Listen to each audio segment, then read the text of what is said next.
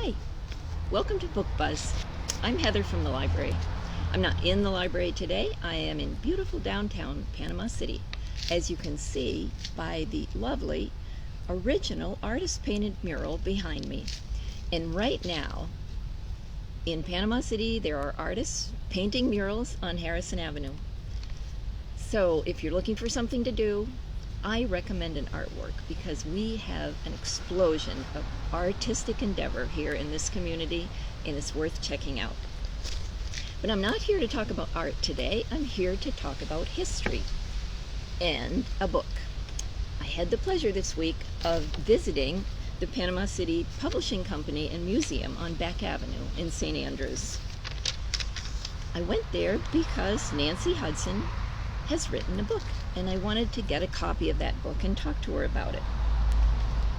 And here it is, George Mortimer West, His Path in History, by Nancy Hudson. When I asked her about the book, she said, "I didn't write this book, George did."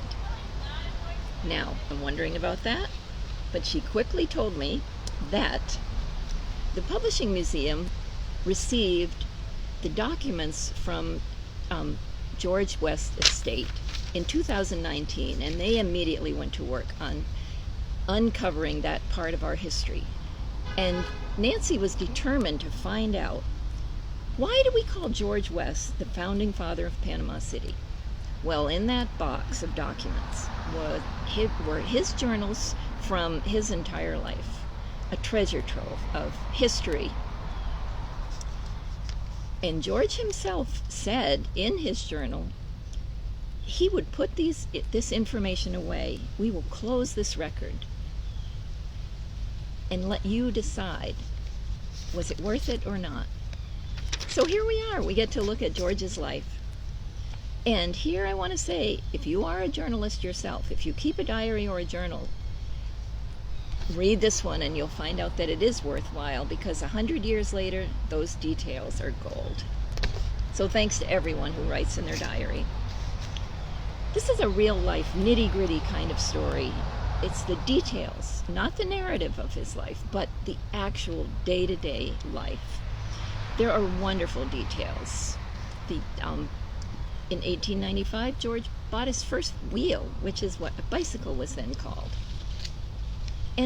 And I call it gritty because there is a lot of sadness. George is somewhat depressed, and he writes an entry practically every New Year's Eve, and these are the most woeful of diary entries. Oh, this was the longest year of my life. This was definitely the worst year of my life. Much sadness this year. Oh, one can only hope that next year will be better. And so on and so forth. Meanwhile, George is extraordinarily productive. I mean, this man is amazing. So we begin the book with George's life in Wisconsin.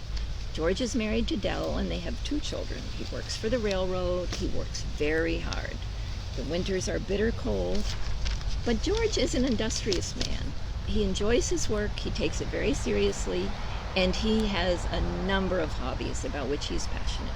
Flowers, horticulture, home improvements, expanding their home, and taking care of their children. He loved life. In 1887, George bought a house in Florida. He was tired of the cold winters, and he took this trip, and he fell in love immediately right here in St. Andrews. He bought the Governor John Clark house on Beach Drive in what was then called St. Andrews. And he called this his southern home. Now, it's fascinating to hear about what it was like to travel in 1887 to Florida from Wisconsin. They took a train, and they got all the way to Marianna, and then from Marianna they would load everything onto wagons and travel onto this little dirt road in the Panhandle. This is packed with details, and if you love history, you're going to love this. During this time in their life, both of their children died young, and they were heartbroken. When their daughter Nellie died, she left behind her children, Grace and Philip, who were just young children then. And so George and Dell became parents all over again to their grandchildren. Meanwhile, they spent their winters in Wisconsin, their year-round in Wisconsin, and their winters in St. Andrews.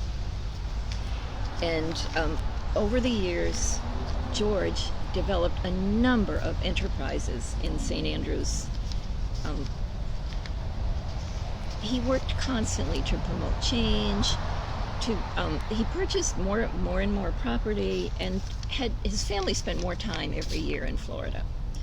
Now, one of my favorite parts of George's life is that he became great friends with Hawk Massolino almost immediately upon arriving in St. Andrews.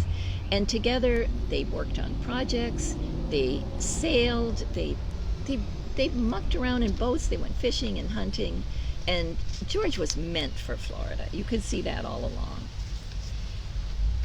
So life went on. Dell unfortunately suffered for years from pleurisy and died at the age of 55, leaving George to marry 2 more times to very interesting women and start a life in St. Andrews that was full of all the things that we now know in St. Andrews. He was instrumental in building a modern school, the first what they called modern school here, the Panama City Pilot newspaper, the railroad, first to Panama City and then right to St. Andrews from Panama City, and the Panama City Publishing Company. Meanwhile, he worked on Gulf Coast development and promoted moving to this area. In later years, married to his third and final wife, Lillian. And actually his journals became a little more cheerful, and together they were really a dynamic duo.